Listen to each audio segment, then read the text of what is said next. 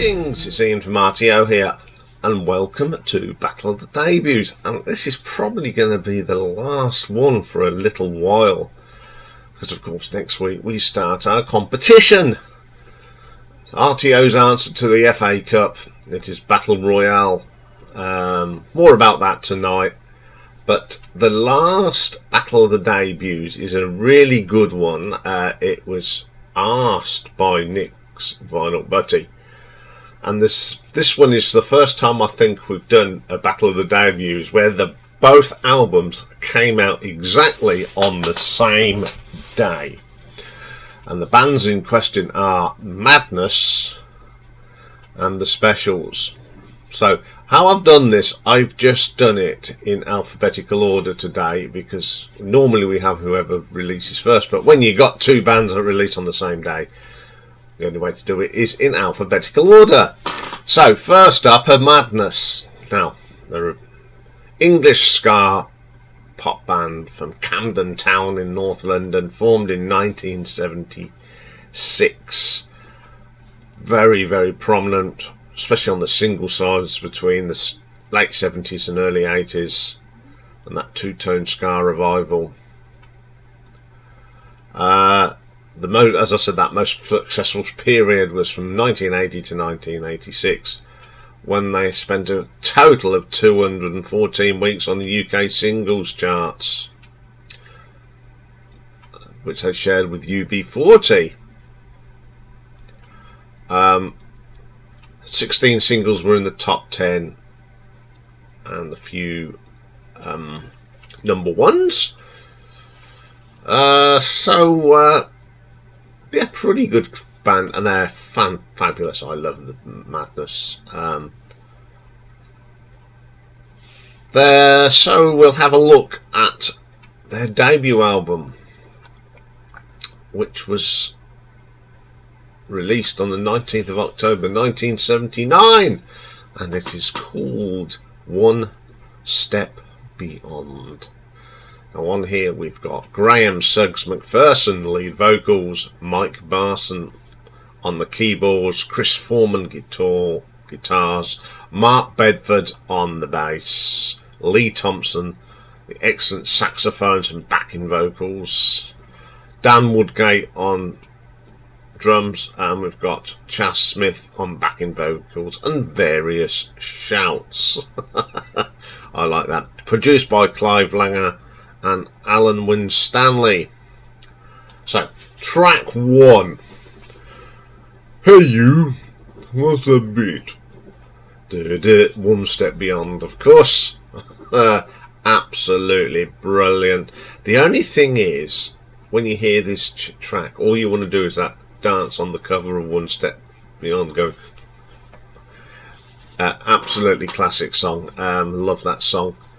Track 2 is another classic, My Girl.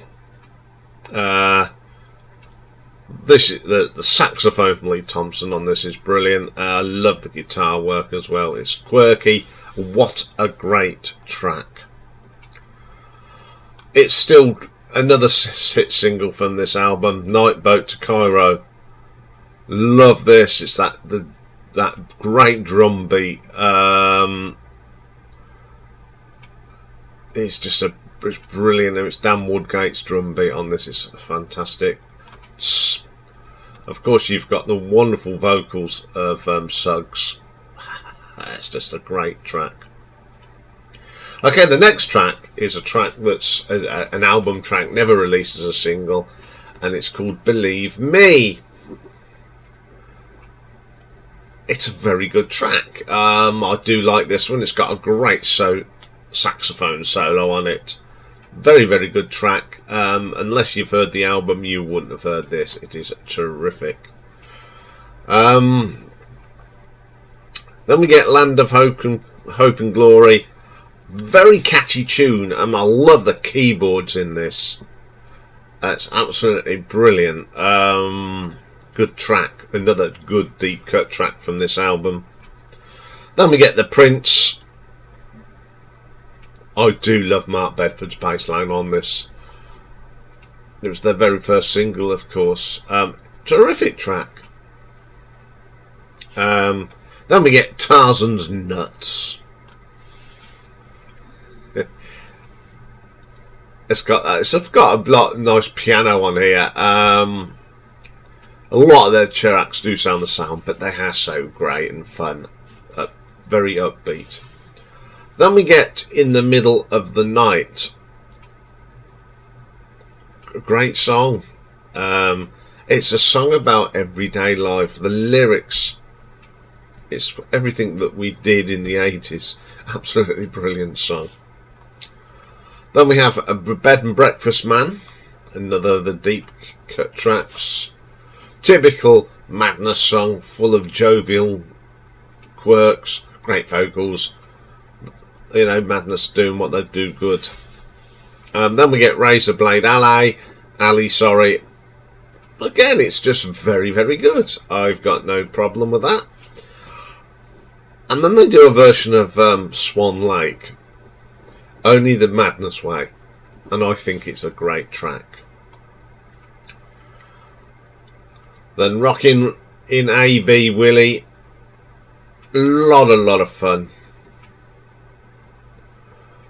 Again, it's just one of them tracks where you cannot help get into the beat and uplift you. Really good track. Then we have a track called Mummy's Boy. It's just again about everyday things, a catchy little tune, really good.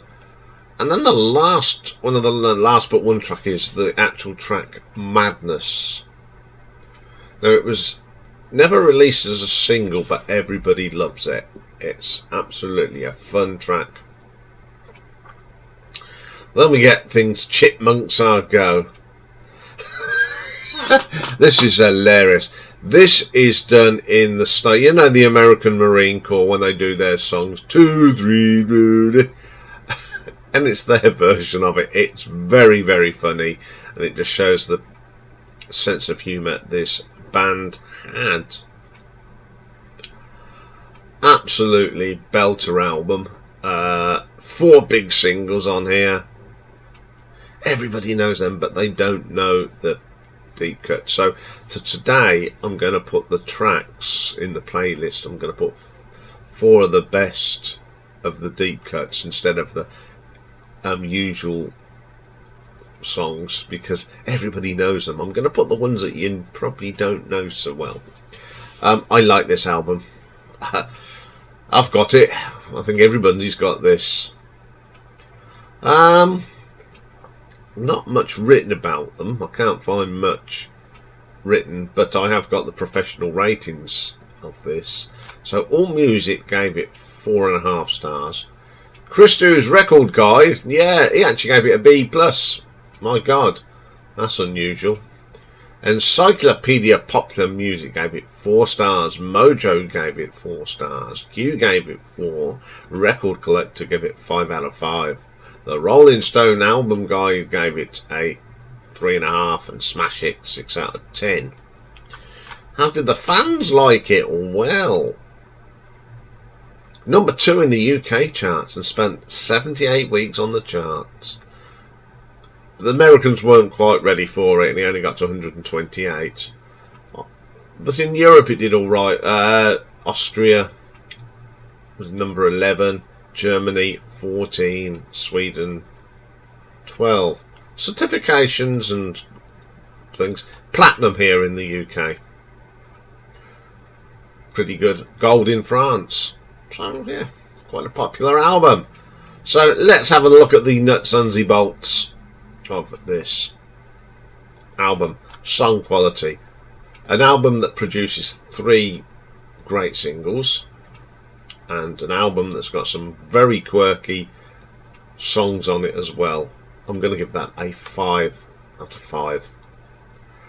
Production. This is where it sort of let it down a little bit. You know, this was the early days. I mean, they got better, of course, but it's a little bit raw, and it didn't. It flows, but there's some parts where it didn't flow as well. I mean, the singles are all perfect, so I'm going to give that 3 out of 5. Reception. went down a storm here in the UK. You know, we was all schoolboys, and we all loved this. It was a bit of fun. It was uplifting, and everybody loves Madness. So I'm going to give that a 5 out of 5. Cover design, I love the cover. You see that, and all you can think of is the one step beyond when they're doing that dance. My only criticism, a little bit more colour. Them in colour would have been better, but don't take it away. It is a great cover, and I'm going to give that a 4 out of 5. So 4 Madness's One Step Beyond gives us a total of 17 out of 20. So let's move on. So on the same day, the Specials released an album as well. Now the Specials, also known as the Special, aka, were a two-tone band from Coventry, just up the road from me. And the first staple lineup of the group consisted of Terry Hall, of course, Neville Staple on vocals, Jerry Dammers on keyboards, Lavelle Golding and Roddy Radiation on guitars, and Horace Panter on the bass, John Badbury on the drums, and we got Dick Cuthell and Rico Rodriguez on the horns. Their music, of course, was that danceable rhythms of ska rock steady, but with the energy of punk. That's how they were described. A very popular band. Another band that I really got into. You know, it was a bit of an alternative to the rock that I was listening to, and it has got the great Terry Hall that sadly passed away not so very long ago. So their debut album, self-titled, was released, as I said, the same day as One Step Beyond on the 19th of October 1979. And on here it's Terry Hall on vocals, Neville Staple on the vocals, Lavelle Golding on rhythm guitars, Roddy Radiation, whose really name is Roderick Byers, on lead guitars, and he sang on Concrete Jungle. Horace Panter bass, John Badbury drums, Jerry Dammers on the keyboards, Rico Rodriguez trombone, Dick Cuthell on the horns, and Chrissie Hynde, yes, Chrissie Hynde, vocals on Nite Klub. Produced by the one and only Mr. Elvis Costello. So the first track on here is the brilliant A Message to You Rudy. One of my favourite songs, got in my top 10 of songs. It's just got that reggae feel to it, and I do like that track. Always one of my favourite tracks by the Specials.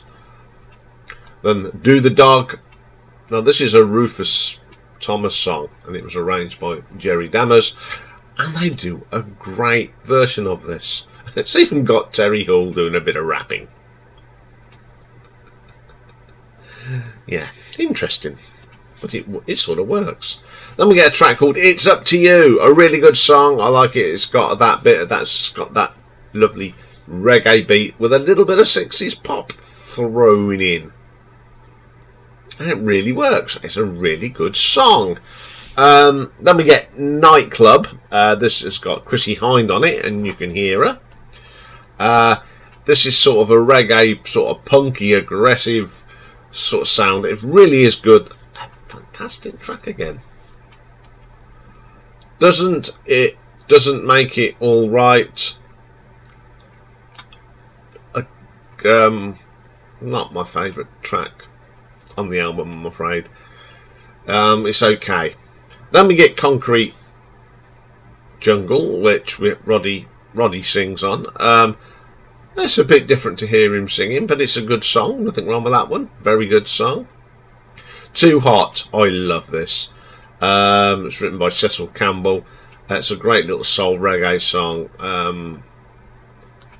Absolutely brilliant stuff. Then we get Monkey Man, written by Tubes Hibbett. I don't like the backing vocals on it. That's the only thing I'm not keen on. But the rest of it's pretty good. Dawning of a New Era. Interesting combination here of rock and roll and ska, but it works. Very, very good. Blank Expression. It's okay. It's not as Bit of a fun song. Stupid Marriage. I love the keyboards in this. It's got that reggae bounce to it. Like that. Then we get the classic Touch. Too Much Too Young. Classic song from the Specials. Great track. Then we get Little Bitch. Sounds like it's been recorded in a working men's club. It's got that working men's club sound to it. You know, the club bands. Then the last track is called You're Wondering Now. It's okay. I wouldn't say it's my favourite track on the album either.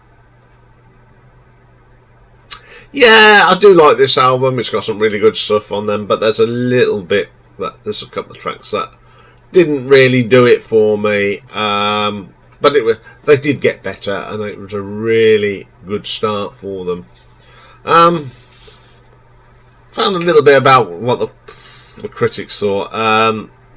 The UK music press were mixed. NME praised the album, although the prominent music influences black, ska, black beat, reggae and soul, and it's wrapped in ferocious rock and roll, the kind of hybrid that so many other British bands have tried to conceive, but in comparison failed to make a convincing impression.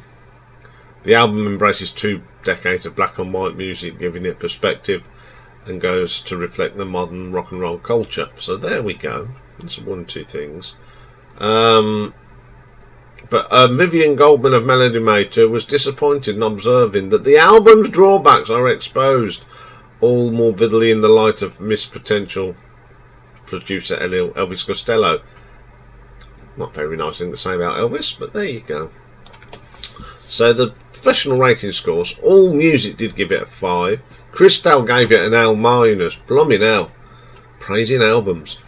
Encyclopedia of Popular Music gave it a 4. Pitchfork gave it a 9.3.